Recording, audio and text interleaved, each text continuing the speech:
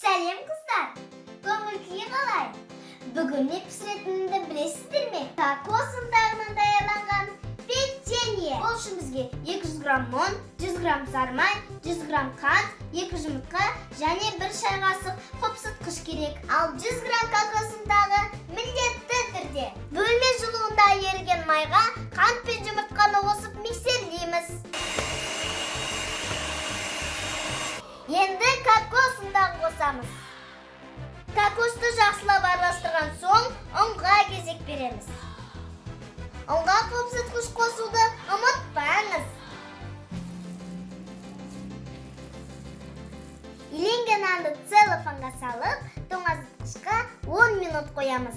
Қамырды осылай дөңгелетіп, пергамент қағазға тіземіз.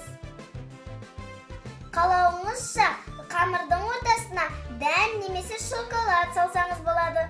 Печеньені 180 градустағы пешке 20 минутқа пісіреміз.